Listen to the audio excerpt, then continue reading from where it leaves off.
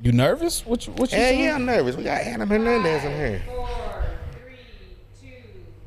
Boy, you don't see this man nervous too often. And My man we're say back for another episode of Don't Come Here With That Bullshit podcast. If you looking at me and wondering why I don't have a haircut, why am I not trimmed nicely, I just want to say mind your fucking business. No.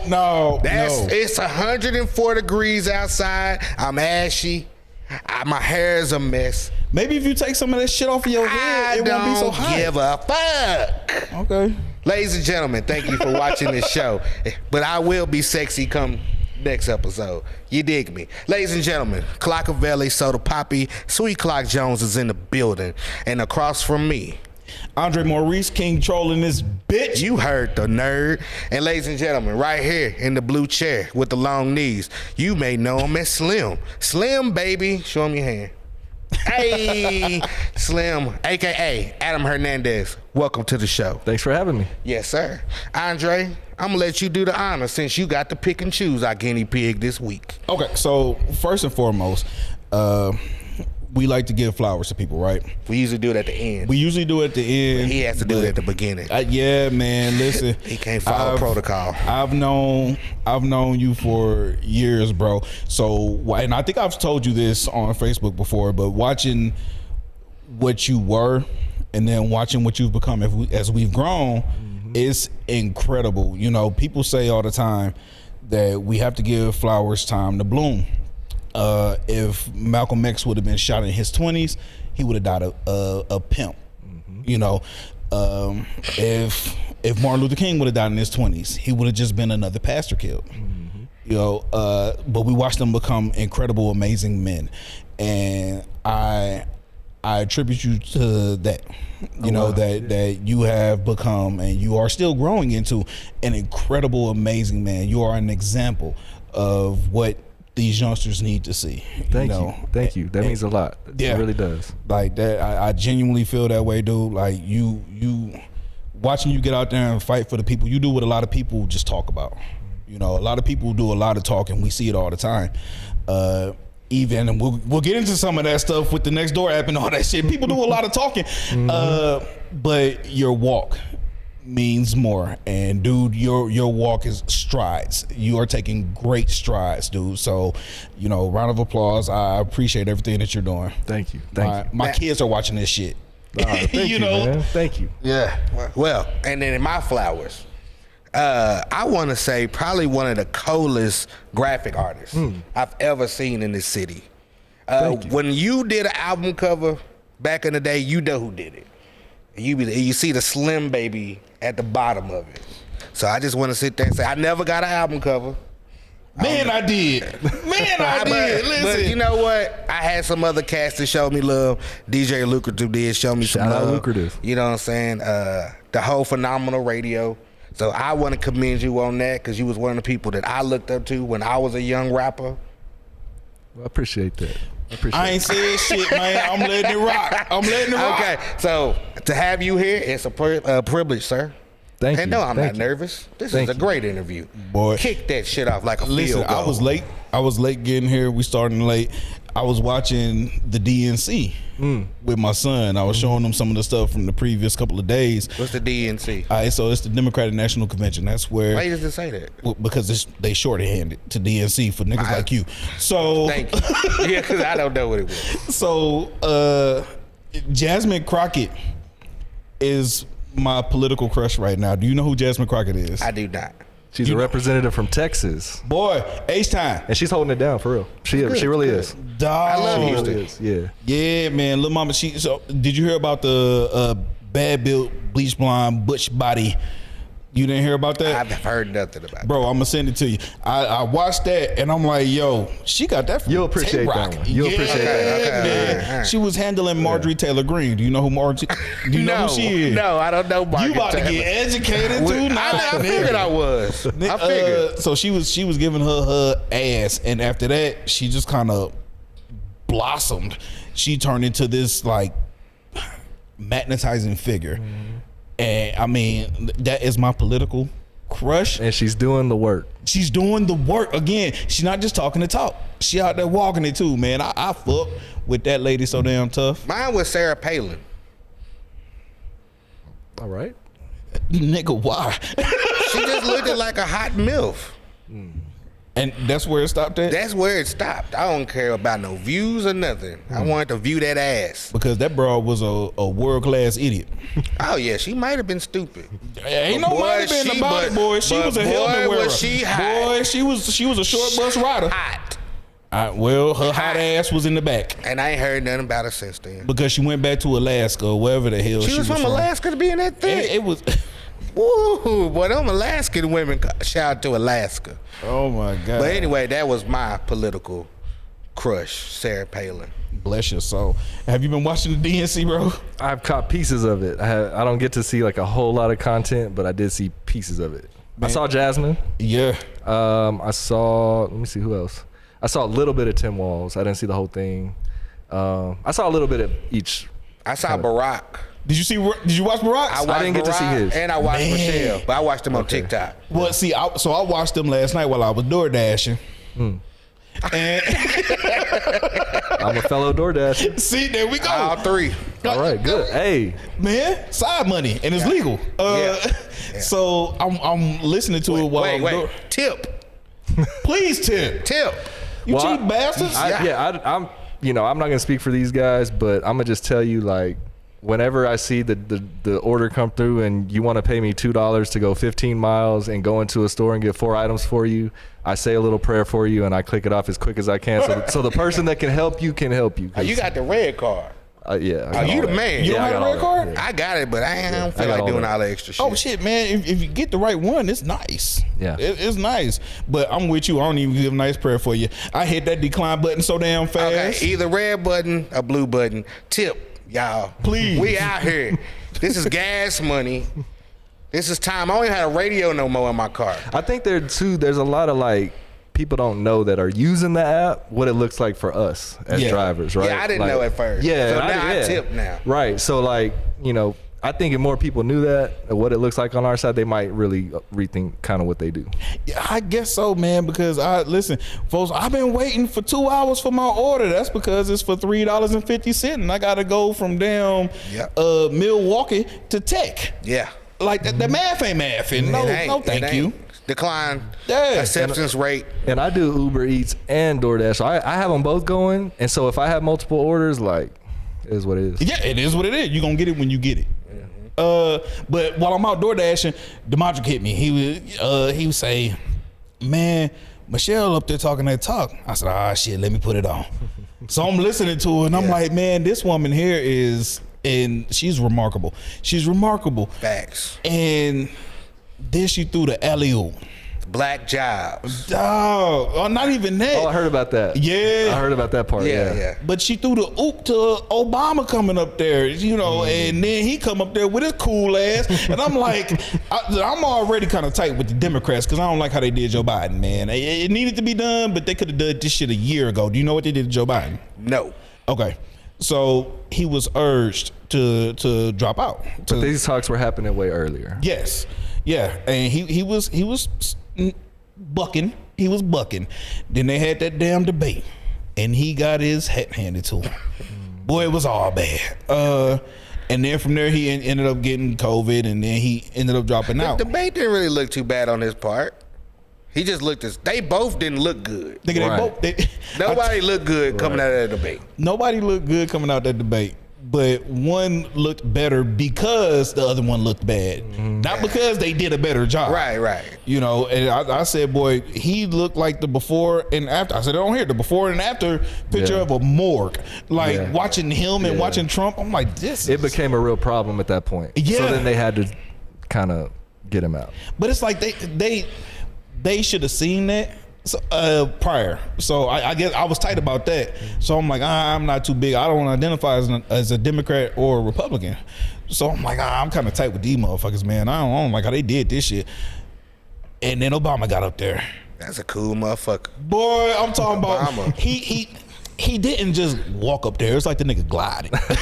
Well, he's from Chicago. Obama got swag. Yeah, man. And he talked so cool. It was like he was doing stand up. Like he was hitting. his timing was good. I was like, oh yeah, that's my not president. even stand up. Buddy was like he was at church. I know, but that's how cool Obama is, though. Yeah. And then his wife, I mean, shit. And they represented. Joe got up there. I told my wife, I said it looked like they took Joe off the charger and he was ready to go. like they gave him a shot in the ass and said, "We got you, bud." And he got up there and he was doing. Bro, he sounded like Uncle Joe. I didn't get to hear his. Man, I ain't seen watch Joe. it when you get a chance. Because, I mean, Buddy leaned on the podium and he got to talking his talk. And I'm like, this sounds like Joe from the Obama era. Well, shit. Yeah. Where the hell was this at about 3 months ago? Man, that COVID, man. No, we not going to blame the COVID, bro. COVID We not. So, yeah, I was late. Maybe he just needs to be that. around some more black people. You know, when black people, you know, you got Obama, Michelle, it's going to encourage you to go talk that shit. So we going to move the White House over to Chicago We for a little should. bit? Over to the Chirac with Money Mike He and them? might have had some neck bones or something. I don't Man, know. we had Michelle Cook. We had a rapper on here from Chicago, Money Mike, and it Monster was, Mike. Monster Mike. I'm sorry, and He it don't was watch it a very interesting episode for sure, man. But he hit us with, "We don't talk about King Von. Too many people left that I know," and I'm like, "Shit." We asked before the episode what we can't talk about, bro. Yeah. Like, what are we doing? It was a cool ass episode though. It was cool, man. Shout out to the Shy. But man, Kanye. yeah, that's why I was late. I was watching with my son. My 14-year-old is very interested in politics. That's amazing. And you know, this is so. I don't know if Kimothy knows this, but I volunteer with middle school students, and I've done that for the last 3 years, mentoring young people. And so it always excites me when the young ones get involved because I don't think people realize the power in that. I'll let you speak to it a little bit as a father. Man, so I didn't vote until Obama. Didn't vote. Didn't see a purpose in it. Said fuck this shit. My vote don't count. At the time, Democrat in a very, very red Texas. My vote don't really mean nothing. But then I got to thinking about it. I'll vote for Obama. Oh shit. Like, my vote didn't technically count because it's still Texas, but damn, the shit that I voted on local made sense. Okay, maybe I need to push this a little bit harder, man. Oh, these bastards over here in Congress ain't got term limits. These niggas just riding this shit out. Like, and the whole time I'm learning this, my son, he had to be, golly, maybe like 3, maybe. So he's growing, watching me grow into it. And I mean, it's a powerful sentiment when everybody, my son is so well spoken. So people always call him, you know, Jimmy the president. Jimmy gonna be president. He's the president. And he took that shit to heart. So we watch this stuff. We learn about the local stuff. He's aware of who you are. He knows who Stephen Sanders is and Mark McBrayer. Like, he's aware of these people because we sit there and we talk about it. I sit them down. You know, last night I came in from DoorDash and it was around like 9:45, 10. He was already in bed because he plays football. And I woke him up this morning, get him ready to have him get ready for school. And I'm like, dude, did you see Obama? Did you see Michelle?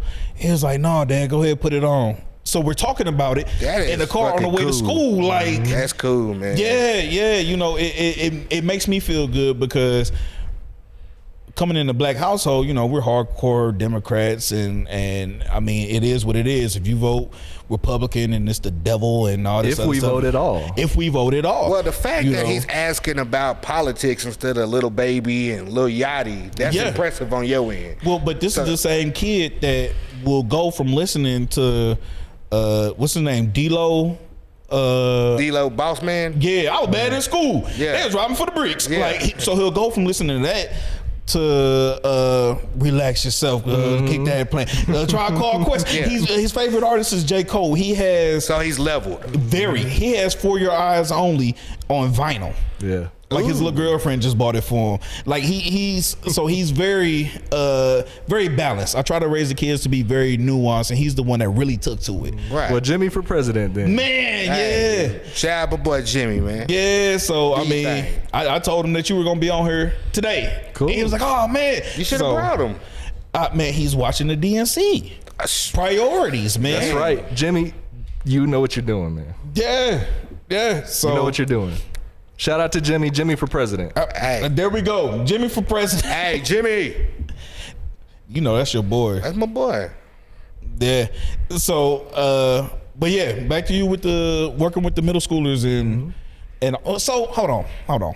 I want you to toot your own horn because I feel like you don't do it enough. We did the same thing with Prev. Like, Prev was for a different reason, but the same rules apply, man. You know, I feel like you don't give yourself enough credit. And I know for damn sure people don't give you enough credit. So I want you to toot your own horn. Let people know all the shit that you're doing right now. Yeah, I mean, and I appreciate that. You know, the reason why I don't is because that's really not why I'm doing it. Right. You know, it's even when you go back to like our Phenom radio days, we were always looking out for the independent artists, right? Trying to make the moves in the radio scene to where we could get a show and showcase that music. Trying to get that music further out to more audiences, right? And we helped a lot of artists that way. And so like we come from that sort of background. So the place that I'm doing it from, so what happened was, if we really want to back it up to sort of the genesis of what's going on now, was in 2018 when my daughter passed away. So I've had 2 daughters, you know. Yeah. You met my daughters, and they used to be, you know, that's why I relate to your son watching you grow as you grow, because all of those things that we talk about from my life and the things that I've learned and all of the different challenges I've been through, my girls were right there. And people saw them with me everywhere, at the radio station, wherever I was, they knew my girls, right? So was very close to my girls, always have been. It was a big deal to me. Well, my oldest daughter took her own life in 2018, unexpectedly. And so, you know, that changed everything. It sent me into a deep depression. You know, nobody saw me really for 2 years, and I was no good to nobody, man. I mean, you know, just to put it plainly. And my dad, we had just made up. It was crazy the way that it all worked out. It was literally like months before that my dad and I had made up, and we're talking, and we were visiting for dinner and, you know, doing things like that. And so he allowed me to stay with him while I grieved, and, you know, and so that's what I did. And it took a long time, and I'm grateful that he did that. And so once I went through all that, I started realizing, like, okay, I gotta get back in the world. I need to start, you know, trying this over again, right? Yeah. And also what was happening in that 2 years is my younger daughter was spiraling because they were very close. They were always attached at the hip. And so she was doing real bad. We were having all sorts of issues with her. And so I wasn't even really able to sort of grieve in that moment, in that time, like maybe I should have or whatever. But all of that was going on in that 2 years. And so at the end of the 2 years, we had sort of kind of, you know, moved a little on from that, and everybody was trying to just go on. So got into my own apartment again. Well, first of all, I started up back the business that I had built for 20 years, Slim Baby Creative, where I do the graphics and video and all sorts of different multimedia stuff, websites. So I just started the business back up, started doing that, got back into my own apartment, me and my daughter. And I was in my apartment for 1 week, and COVID hit and shut everything down. And a big part of what was sustaining me at the time is, in addition to building the multimedia business, I had built a business out of charging Lime scooters. And Lime scooters, for people who don't know, they're really only around Tech campus or the surrounding communities. Right. They don't really go that far from Tech, so it heavily relies on Tech. And there's even a fewer amount. There's like 1,800 out there when the Tech students are in session. It goes all the way down to like 600 when they're out of session, right? Damn. And so it was a big deal. And so when COVID came and they shut Tech down, they shut my whole entire business down. I lost the shop, lost everything. And so sort of, you know, start rebuilding from there. Well, it was, you know, I was affected by COVID like everybody was, right? And we were at home, we were seeing a lot of stuff. And the thing that really was the turning point for me, and I had been having these thoughts, like, what am I really doing? Like, outside of building a business, outside of raising my daughters, like, I'm getting older. Like, I don't even know what's going on in politics. Like, I don't watch the news. I don't do any of these things. Like, what am I really doing out here, right? It's just sort of how I started feeling. And then the George Floyd situation happened. And when that happened, it sent a shockwave not only across the country, but the world, but definitely across the country. And it you know, Lubbock wasn't immune from that. People on all sides, which I was glad to see. I wasn't glad about the situation, but I was glad to see from it that people who normally didn't even care about these topics mainly white people, and they'll tell you now. And and the reason why I know they'll tell you now is because I was in the trenches at that time helping with that process. So what happened here in Lubbock, there was a Facebook group called Laser, and it stood for Lubbock Activists Striving to End Racism. And so when that happened, I was like, well, you know what? I've spent years and years reading about history and all these different historical events. And the reason why is because when I was a teenager, I wanted to start to understand, why is it like it is for us, meaning people of color? Why are Hispanics a little higher than black people and black people at the bottom with white people at the top? Who made it this way? Who made these rules? Why do they get all the jobs? Why are they more smarter than us? So I'm gonna have you pause right there. Yeah. That's the reason why I majored in what I majored in. I majored in psychology with a minor in sociology, but for the same exact reason, I wanted to know, why do we function the way that we function? Why the society function the way that it functions, to where we have this little pyramid to where black people are at the bottom, to where Hispanics are viewed higher, start getting real big in the history for that same reason. That's crazy. Right. What you find out? What did I find out? We could have a whole series of shows on that. Yeah, I'm about to say, bro. It's a whole lot. So give us a little taste. So basically the real short, super condensed version is that for a long time, people of color could not vote. You couldn't own property, you couldn't vote, you couldn't do a lot of things. And women for longer actually than people of color. So that was the situation, because the people who were in the power structure, which were Caucasian European people, who even amongst their own group had biases. So when we talk about historically, the sort of like colonizer type figure is an English, they have a background in England, right? WASP. Right? So if they were like prejudiced against Italian people because they said Italian people were closer to black people, there's historical reasons for that. They were biased against Jews, they were biased against Irish people. So it was all these sorts of different things that were going on, but there was a hierarchy where if you were white, you could do a lot of different things. If you weren't, you could not, because they understood the power in it. Right. Then that's what civil rights was all about, and that lasted, really, we think about civil rights in terms of like the 50s and 60s, right? No, that was for hundreds of years, right? And so all of that work led to people of color, and this is the thing that I say to try to like shake people, a little bit, because it's true. If those people who bled and died, and like all those people that killed those people, all those racist people that hung all those black people and hung all those Hispanic people for even being involved or even being an activist or running for office, if all of those people knew that all you had to do was give people of color all of the rights they had, and we'd keep ourselves out of it. Because that's what has now become our situation. And the narrative got pushed harder and heavier, in particular in our age group, because we came up in the 90s and we know what that was like, right? As a person of color in Lubbock, Texas, in the US in general, right? Super Predator, this whole hip hop was coming up, all this stuff, right? And so we really took to heart when people who were older than us told us, your vote don't matter, these people are crazy. Like, yes, they were doing it to look out for us, but really ended up doing more harm than good. Yep. And so that's what led to me being 38 years old and never having voted in my life. 41, didn't vote till Obama. And all the problems that you want to talk about can pretty much be traced to that dynamic. Yeah. That's the short version of it. White people the problem, that's what it sounds like. God damn. I mean, long story short, it sounds like white people is the problem. That's a way to put a button on it, but it goes a little bit deeper than that. Like, if you take the summary out, it's again, do you know what WASP is? Something I'm afraid of. Oh, okay, white Anglo-Saxon Protestant. Right. So if you you had to be at a certain religious background, there was more sort of nuance to it than just like it's all white people. You know what I mean? White people the problem. Go ahead, y'all. All right. I'm with y'all. You gonna learn something I didn't have to go to school to learn that one. I carry on, bro. Free education. So that's, I had looked into all that history, and there's a whole lot more to it we could discuss. All the people that we sort of look to as heroes: Fred Hampton, Malcolm X, Cesar Chavez, like all these different people, right? Like, all those stories are real significant and all of that. But I had read about all that stuff, and so I was like, well, I got a whole, like, I can bore the crap out of people at parties with this stuff. They don't care about it. But there's a whole Facebook group right, that's asking for this information, Right. I got resources. I can show them links. I can send them books. I can do all this stuff.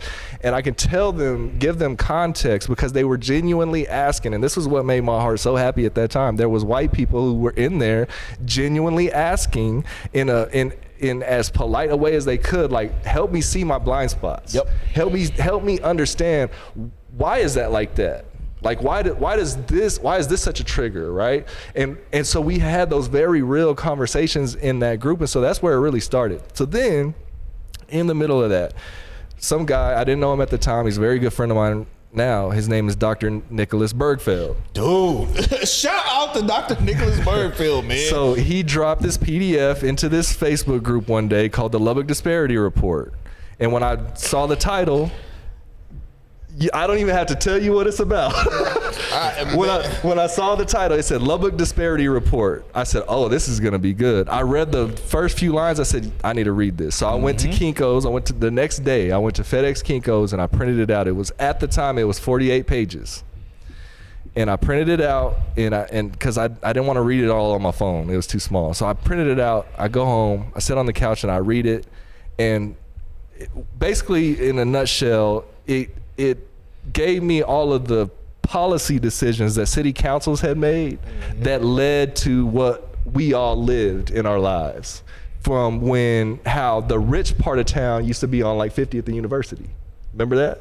Yeah, way back in the day, the rich part of town used to be on like 50th and University. That was like the southwest part. 50th and University? Yeah, and then when it moved, it shifted. Pinocchio's used to be? Yeah, it shifted over to 82nd and like Slide area, and then all of that 50th area started declining, right? And we noticed this because we have to drive forever to get anywhere. If you want a Big Mac, you got to drive 20 minutes or 15 minutes from Parkway. So, that we understood that and saw that with our eyes and understood like there was something happening. And we knew that they didn't ever send no money to East Lubbock or North Lubbock, right? Like we knew that, right? And so, and we can talk about that because we actually have got some wins in that area. But so that was the situation. This gave me all of the policy and like the timeline of when it happened, and my whole life just flashed before my eyes. That's the easiest way I can explain to people. And I was so like, I had such a feeling in me that like my life was gonna change. Like there was no going back at this point. Like I have to figure out what can I do. And with my background in communications, in team building, and we can talk about some of that background, but I had all of these skills that I was like, you know what, I don't know who's doing what in the city, but I can find them and we can make some stuff happen, right? And if it doesn't exist, we can create it. Well, long story short, it didn't exist, and so we created it. So what happened that set all of it off, and I don't even know where you find this video nowadays. When I printed out that Lubbock Disparity Report and I read it, I Googled who our mayor was. This is how checked out of political processes I was. I didn't know who our mayor was. I said, because I had to sit and think, who makes decisions for a city? City council. Oh, and a mayor. Who's our mayor? Right? So I Googled him. Wait, who is the mayor? Well, at the time it was Dan Pope. Right now it's Mark McBrayer. So at the time it was Dan Pope, and I looked and I was like, in there for a while. I'm learning. Yeah. I'm learning. So I was like, okay, it's Dan Pope. Well, then I sort of started searching around online. I said, oh, Dan Pope, Mayor Dan Pope does Coffee with the Mayor, where he would go and set up at a different United, and I don't think it was every month. It might have been like once a quarter, but he would go to a different United every time, and he would answer public questions. And I was like, that's cool. This seems like a reasonable dude, right? So little did I know. So then we're much better now. He's pretty reasonable, but we did not see eye to eye at this time. All right, and he was definitely on some BS, and I'll tell him that still today. He knows. We know where we disagree at, but he's all right. So he's not as bad as we previously thought he was. I'll put it that way. But what happened was I went to the Coffee with the Mayor, and it happened to be at the United I had went to for 38 years of my life at that time, Parkway United. Okay. I'm like, all right. And now, y'all know what Parkway United looks like on a Wednesday at 7 a.m. It's empty. Yeah.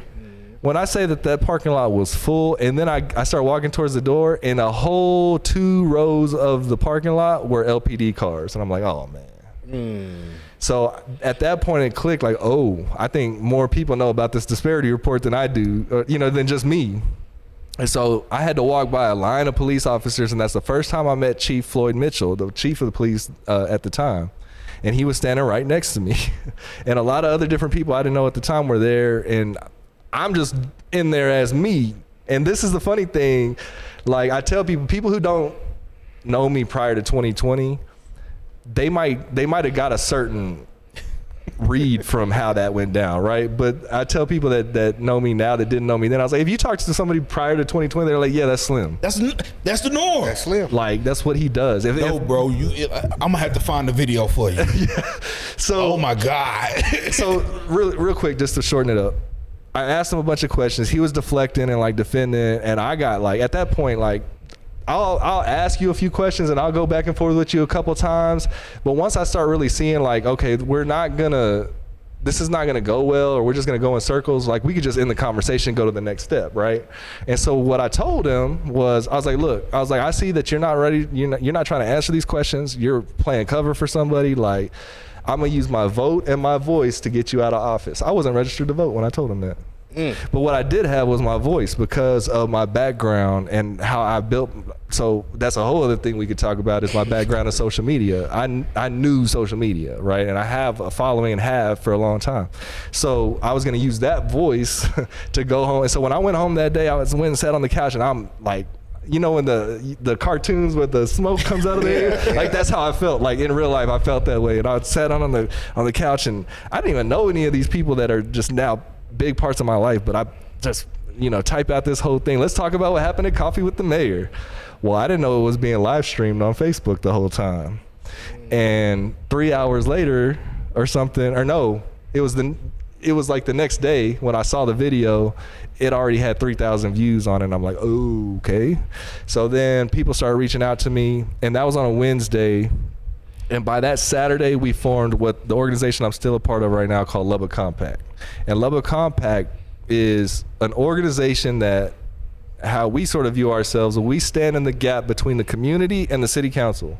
Because there's a lot of stuff that happens in city council that you got to stay on top of. So you need people to actively do that. That's us, right?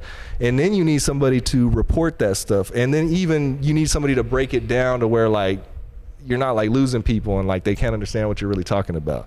And so we started doing a live stream that we still do, a weekly live stream where we break those things down. We also advocate online and get people involved when there's some BS going down, when they come in here with that BS, podcast, right? Podcast. And so, so that's sort of the role we wanted to play. And so we created an organization in two parts. One of them is what's called a 501c3, and that's your United Way. All these organizations, those are all 501c3s. They can take money, they can take donations, but they can't get involved in political stuff. So a 501c4 can be involved in political stuff. So we made it in two parts. The Lubbock Compact Foundation is the 501c3. Lubbock Compact is a 501c4 where we can actually advocate for policy and do things. That's what gives us the teeth to actually make things happen, when they come in here with that BS podcast. So through that, I've been involved in a lot of different stuff. Do you want me to run down sort of kind of some of the wins? Yeah, hell yeah. Well, before you do. Yeah, go ahead. Because do you call yourself an activist? An advocate is what I call myself, yeah. Okay, I'm going to ask you about these two people, then we're going to let you pop back out. Okay. Views on Charleston White. I don't really, I'm not a fan. Not a fan of Charleston? Dr. Umar. Kind of sort of a fan, but not a fan of everything he says. Gotcha. Kick it off. Okay. So I'm real quick. I just want to know. You good. He, background. He's a big fan of Charleston White. I'm not so much Umar that I know of. I like Umar too. So side note on Umar, this is crazy that you bring this up. No, he's not actually. Okay. But we were gonna do an event with him. So back in the day, this was in 2013 or something around there, 2014, somewhere around there. We were doing some work with somebody who did prison ministry, right?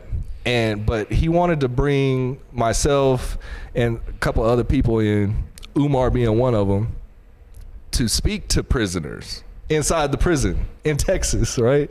So we were like, can you even do that? Like, they're not gonna let us do that. And Phenom Radio was out there, like they understood where we stood on things. And so like, we didn't really feel like they did. Apparently we made it through the first check. And they were like, yeah, we're gonna do this. And we're like, okay. So we made a poster and everything. Dr. Umar shared it on Twitter, said there's gonna be a prison break in Texas, and all that. So we were promoting it. And then the guy that had set it all up, he worked in a different prison in the Texas prison system, but he got called down to what is it, Jacksonville, I believe, is where the main one is. I can't remember. Huntsville. There you go. Huntsville. He got called down to Huntsville to the main warden, who gave him this whole like talking to about us and that we weren't welcome in Texas prisons. But to that guy's surprise, he may be surprised to know this, I just got my volunteer status approved in the Texas prison system. So I can't actually go talk right now, and we're going to set some stuff up pretty soon. But that's an interesting thing about Dr. Umar. So we'll talk afterwards, because that's something I really want to get into. I worked in the prison for about a year. And I said, nope, this ain't for me. My daddy's a ex-inmate. And he said, you too worried about helping them. That ain't your job as an officer. As an officer, that's not what they want you to do in there. Hell no. You already know. And they tell us that in training. They said that your job is not to help them become better people. Your job is to keep society safe. Right. Keep these motherfuckers where they supposed to be at. You here for 13, you gonna sit your ass here for 13, and Mr. Gilmore, you gonna make sure that he does. And I'm sitting in there, shit, if I'm here for 12 hours a day, and I'm surrounded by 60 inmates, we gonna hold conversation. I'm talking to them. I'm figuring out why they in there. Damn, so your son killed somebody and you took the rap so he could have a second chance at life? That's fucking crazy. That's nuts. I wouldn't know this stuff if I'm not talking to him. Yeah. You caught a raw deal, so they added a sexual charge on top of your robbery. You didn't even touch this lady. That's fucking nuts. So, I mean, and I can go back and look at their court cases, look at the news and all this shit, and it corroborates some of this stuff. And it's like, oh man, the way that we do prisoners here in Texas is, I want to say, damn near equivalent to Arizona. Joe Arpaio, I think. And that's a whole other show we could do is private prison system, you know? Oh yeah, Louisiana's rough. Angola, I think that's what Angola? I heard. Yeah. I think I heard Boosie say that. Nah, listen, in Arizona, they had them motherfuckers out there wearing pink suits and they was in tents breaking rocks. And this was Trump's boy, the sheriff that was running it, Joe Arpaio. Yeah. And he made him wear the pink, I think, at one time. Hot as hell in Arizona. Don't go to prison, kids. Exactly. Stay out the system. We just said this before. Man. Don't come here with that bullshit podcast. But, you know, I can go into some wins that we got from 2020 when we started. We started in the summer of 2020. That's when I registered to vote. And I was 39 years old in the summer of 2020. I registered to vote. And not only did I really quickly learn that something I had said many times, just like you, my vote didn't count and all this stuff, was not true. Like, I started to realize how important that was on so many other levels than just at a ballot box. And what I mean by that is, you got 7 city council members up there. You got a mayor and 6 city council people. Each one represents one of the 6 districts of Lubbock. Those 7 people could make a decision, and have just in the last couple weeks, could make a decision that could affect your livelihood like that. Yep. And we don't pay attention to it. And we don't pay attention to the types of people that are in there. So this is why, like, my recent online activity of calling out this behavior is so important, because I want people to just look for yourself. I'm not saying so-and-so is a POS. I'm not saying so-and-so is whatever. I'm saying so-and-so said this. What do you think about it? And then that so-and-so sometimes will respond and make themselves look worse. This is the importance of just simply paying attention. I haven't even talked about voting yet. This is just simply paying attention. So when I started going to city council meetings and speaking at city council meetings, our first big fight towards the end of 2020 that spilled over in 2021, and it's gonna be, I'll break it down, so don't worry. It was, I mean for everybody, because I'm not even talking about just for one person. It's for everybody. It's kind of, you know, there's a lot to it. For the universe that's watching. Right, exactly. So it's called impact fees. And so the short story is, after World War II, cities started making their cities more for cars than for people. That means we built a lot of roads. That's way expensive. That's why we got to do all these street bonds all the time and all this, because there's no point in time where the city will ever have enough taxes to fix even one road, let alone a bunch. Like, we're talking about rebuilds. We're not talking about doing potholes. We're talking about when a street needs to be rebuilt because it's just too old, right? And that usually happens around 20 years from when from when it's new, about 20, 30 years maybe. So that's one piece of the equation. But in Lubbock, just like other places, we started building on the edge of town where you got to create whole new roads. Like Milwaukee from 34th to 98, that wasn't there. No. So let's talk about how that got there. And this is what we came in with that whole argument is the way it was done was not right. So anything you justify off of that, therefore, is not going to be with the right frame of mind. Fruit of the poisonous tree. Right. So what happened was there was a thing called the Gateway Street Projects Fund. And all that means is that when you pay your electric bill, you pay all your utility bills, a portion of that, 40% of that goes into a fund called the Gateway Street Projects Fund. And where the fees come from is the utility companies pay the utility companies, meaning you, pay the fees to use the right-of-way, which is like the alleys and stuff, to put all their infrastructure there. They got to pay the city to do that. You pay the city to do that through your franchise fees. Those franchise fees, 40% of those go into that fund. When the fund was created, the language of it said it could only be used for brand new roads. There was already a bunch of roads that needed fixing at that time. The city council at that time went and talked to 5 developers, 5 human beings that owned all of that land out there, and told them, we'll put in a certain amount of millions and you put in a certain amount of millions, and we're going to build this stuff so that you all can develop it and make a bunch of money. Problem with what that is, the millions they were talking about came from the whole rest of the city. Mm-hmm. There's 6 districts. There was not one of those road projects that was in districts 1, 2, or 3. Not one. So districts 1, which is North Lubbock, historic North Lubbock, right? Well, we talk, the Hispanic part of town. Yeah. All right. You can say it. Then District 2 covers East Lubbock, east of I-27. The black part of town. And everybody that lives along I-27 and like the Slayton Bean area, all that sort of Q area, right? That's District 2. And then District 3 is like Central Lubbock, right? Like Heart of Lubbock, Tech Terrace, stuff like that, right? All right. All of those areas, and we're still to this day, because we're in 2024, it don't even start falling off till 2025. For Milwaukee, there were several projects done. Altogether, about $128 million put into districts 4, 5, and 6 to grow all of that, right? So that's how it started. Well, when you do that, that development is insolvent, meaning it can't pay for itself the minute it's built. And what that means is all those new roads, when that money comes due in 20, 30 years for that maintenance, that area don't pay for it. We do. The other districts do inside the loop. And that's just the fact of life. It's not just here in Lubbock. This is across many cities. So it's nothing new. So what was developed to start dealing with that, to start having those developers pay some of that cost, was impact fees, which just basically means they got to put some in. If a city gives, if the city charges the maximum amount of impact fees, it would be 50-50. So we pay half of the road project, they pay half the road project, right? So we went through this whole fight, and we were a brand new organization, weeks old. We had the Home Builders Association come out against us publicly. We were going in public comments back and forth. Home Builders Association in the news. So Home Builders Association, Apartment Association, and the Chamber of Commerce of Lubbock came out against us on impact fees. And so now they're all talking about how good it is because we got $8 million from impact fees. And also, impact fees are going to impact District 2, aka East Lubbock, because that new cheese factory that's being built out there has to pay impact fees. Impact fees got to be spent in the area they're collected from. So we got the win, but there's 2 types of impact fees. You can have impact fees for the roads, and then you can have impact fees for stormwater and wastewater, so your sewer and water.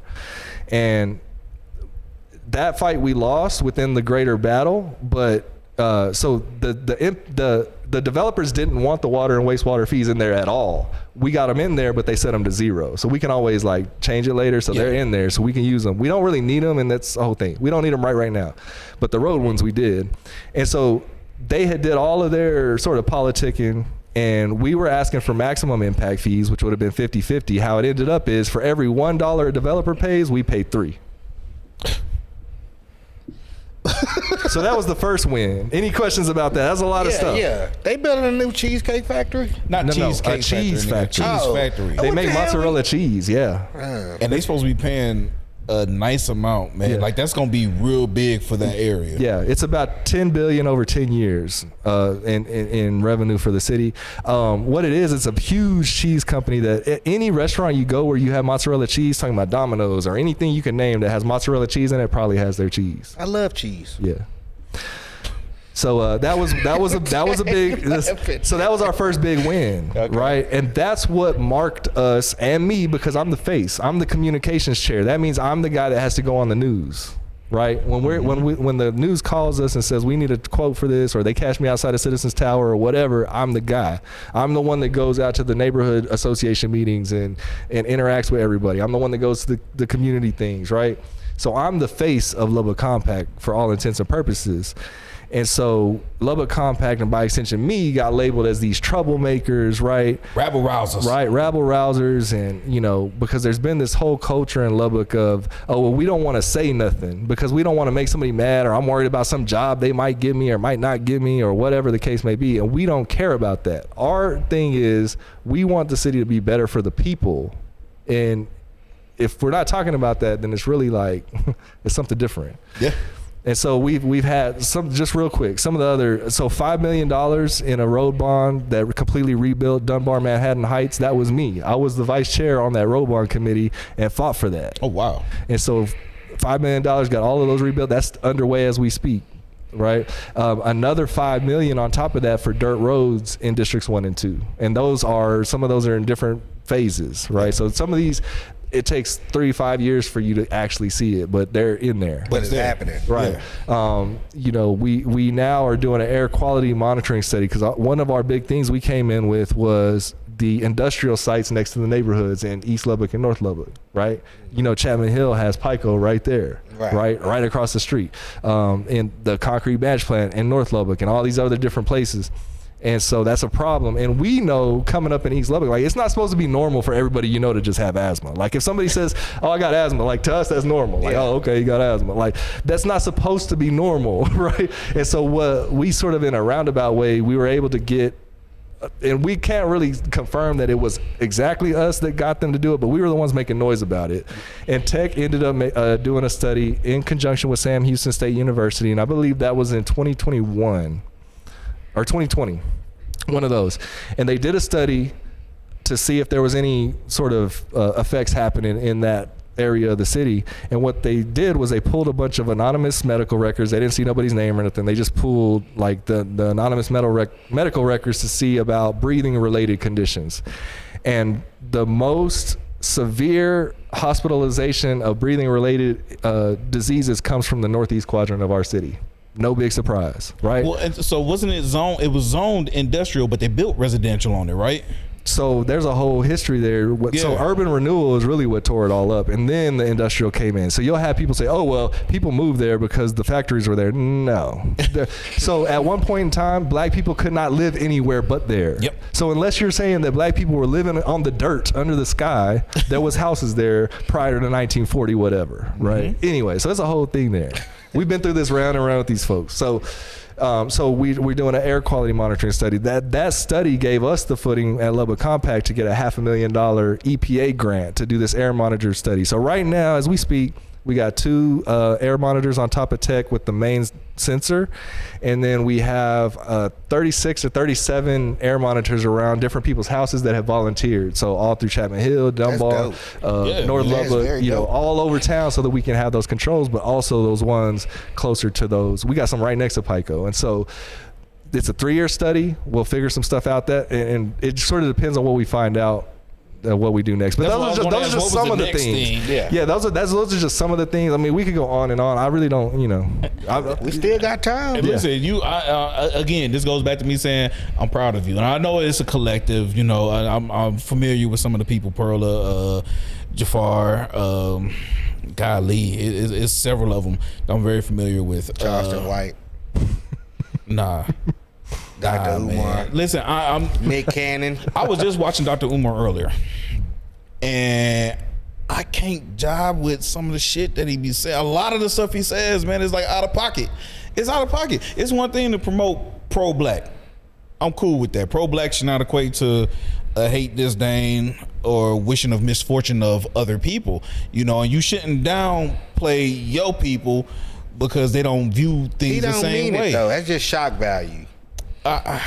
Remember, he tried it normally. No, I'm talking about Umar. Umar? Yeah. Who he call a coon? Who hasn't he called a coon? Yeah, Umar's. I think he says that quite often. Exactly. And so, mind you, LeBron built a school. Umar been building this damn school. Hey, it's gonna be the best school ever once it's developed. That is the biggest argument we've seen the whole time. Yeah. Is the school has not come to fruition. What is it? So. Cafty something? Gardner? Yeah, the Marcus Garvey, Frederick Douglass yeah. Academy. Yeah, it'll be up or in the 2040. other way. I can't remember. Yeah. 2040. I think it's the other way. Yeah. Frederick Douglass Marcus Garvey Academy. FDMG. That's yes. right. Yeah. Yeah. So hearing him, I listen. I'm in a mixed relationship. And he don't like that. He don't like that. So me, Mr. Blackity Black.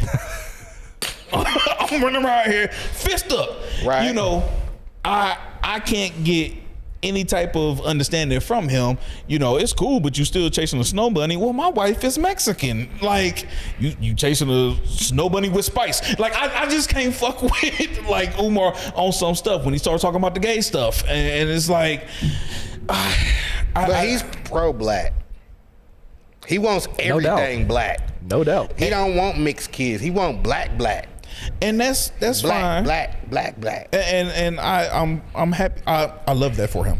But Yeah, like, he just wants everything black. Put it like that. And that's good, man. But you know what? Black people account for 13% of this nation. 13% of this nation. How black are we gonna really get? Well, if y'all quit marrying snow bunnies, we can get black. Snow bunnies with spice, thank you. Stay away from them snow bunnies. Like I just can't. And no knock to him, man. I like a lot of the stuff that he says because a lot of it makes sense. Yeah. Same thing with Charleston White. I was watching a documentary on Mo3 yesterday. Me too. And I was watching one earlier. Which one? The Trap Lord Ross? I don't even know. Was it the 3-hour one? Nah, this was like a 45-minute one. Nah, watch the 3-hour one. The 3-hour one I goes don't have through 3 hours, bro. You'll be DoorDash and just let it play. But My radio don't work. Well, put your headphones in. I ain't got no headphones. But go ahead. Pobrecito. But Charleston White plays a significant role in that because he was trying to shut down some shit with Trap Boy Freddy. He was trying to shut down some shit with what's the guy named? Beezy? OG Yayo or Go Yayo. Yayo. Yeah, he was trying to set some shit down with him because Go Yayo was going into the school and having the kids. He was talking to the kids and he was talking about some positive stuff, but you are also well known to do some of this other shit out here in the world. So where's the balance in that? You know, one of these things is false.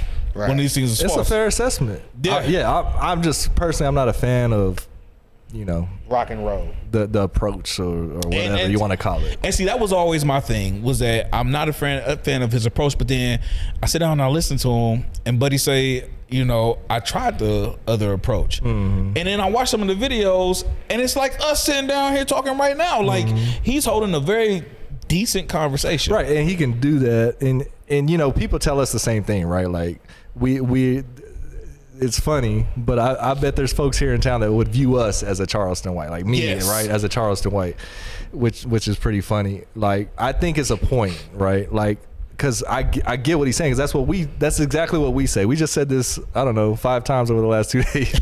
Like that's why we say certain things, because it needs to be said. But I think that there's a certain point where you lose a lot of people, and that's where you lose effectiveness, right? Like so, like I don't personally, like, it doesn't hurt my feelings what he's saying, like, but it's I understand that it's offensive. Yeah, it's gonna lose a lot of people who would otherwise catch your message and be on board with you. Correct. And so there's a balance to me where because I could say a whole lot of different things about elected officials that I know or that I've heard, or like all these different things. Let's hear it. Hold on, I'm about to say no. But we don't, there's really no point to it. There's no point to it. Yeah. And it's not effective, right? Like we try to balance that to where it's gonna jab enough to be effective, and we win sometimes we don't. Well, and this is what it is. I'm glad you brought that up because I was watching the debates, right? Don't point at him. Nah, man. Don't you point at him. Nah, I'm watching the debates. I'm watching the mayoral debates.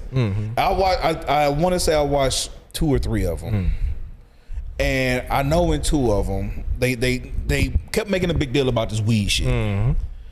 And Steven Sanders, who still has me blocked, I ran into him the other day, mind you. He gave me a hug and everything. Brother, how you doing? Like, it's all love. Hell no, he ain't unblocked me. I'm still blocked. To be fair, he's got a lot of people blocked. He does. So you might be in good company. I don't know. It's a running list at this point. Yeah. But he went into a anti-weed tirade. Yep. Yeah, he went into an anti-weed tirade. And it's like people know you outside of this bullshit that you do, bro. People know you off this stage. Like, what are you talking about? And I'm sitting in the car, like, raging, like, bro, are you? I got a lot of calls. And so I'm offended for Adam at this point because I feel like they're attacking Buddy. Like, that the Republican one is definitely. We already knew that though. That was a lion's den for sure. We knew that. Man, that Republican one. I was ready for it. Yeah, it was cool. Matters a damn because I'm sitting here like I need to know when the next one is. I need to be present because I'm gonna yell something from the back. But watching your poise was incredible because I couldn't do it. I got a lot of those comments too. I was ready for him. You know. Yeah, you stood your ground solid. Yeah. You know, there's very specific political actors in this city, and at this point we're all aware of who each other is. Yeah, right. They're aware of who I am and what I stand for. I'm aware of who they are and what they stand for. They also are aware that I have a very large megaphone, so when necessary, it becomes necessary to me to say something, right? And a lot of the stuff I don't say that I could, and they understand that, right? So there's a point even that they sort of like limit themselves, right? So this is sort of like, I'm glad we're having this conversation because I want people to understand how this stuff works, right? And I'm pretty sure, well, people our age, maybe not if you're, you haven't been to high school yet and you're watching this, but if you've been to high school, you understand how high school is, right? And it starts around middle school, right? The sort of culture of it, the goings on of that dynamic, right? It's nothing different in this situation. It's trying to get your points across or advocate for your thing, listen to see what's going on around you, listening to who's who and what kind of people they are, right? Now, what's been happening historically in political circles, which is why I'm an outlier and why it's starting to shift now. So it's not a problem. But in the beginning, I was almost a pariah, but they also knew they had to kind of keep me close. But the reason why is because for decades and decades, they've been doing this. They've been around each other. They've been seeing the different things. And they even know more stuff that I don't even know that's even crazier, right? But they've been seeing all this stuff, and they don't say anything because, we don't want to make their dad mad that I know or that I used to work for. I don't want to make this one mad, or I got a client or whatever, right? All of that nonsense, right? And this is literally why when I made a decision, when I was young, there was only really 2 kind of goals I had in all the madness. Was number 1, when I had kids, I was going to raise them, right? I was going to be there for them their whole time. That was number 1. Number 2 was, because I had been reading the history, I was going to make my own business and my own situation that nobody could take from me and that nobody could blackmail me from, right? So that's where I'm unique, is that, and they understand that. I'm a complete outsider. Yeah. I don't need them for money or for political endorsements. They'll never give it to me anyway. I don't need anything from them. But I'm in the same rooms they're in. I'm seeing the same things they're seeing. I'm seeing them as they operate. They gotta respect I'm hearing you. what they say. So if they do push a little farther, like, I can go further, but that's the whole situation. And it's, when people say, I don't get involved in politics. Yes, you do. You do it every day at your job, every single day. Even if you DoorDash or you Uber and that's all you do, you're still doing politics. You still have to engage with people in a way that makes your thing work. Yep. Right? When you go and you complain about the loose dogs in your neighborhood, One of my friends just got chased twice in 1 week on his bike, just literally 2 weeks ago. And I hear thousands and thousands of these stories. If you've ever complained about that, you just got involved in politics. You just didn't do nothing about it. You didn't vote. You didn't vote somebody in there that cared about that problem.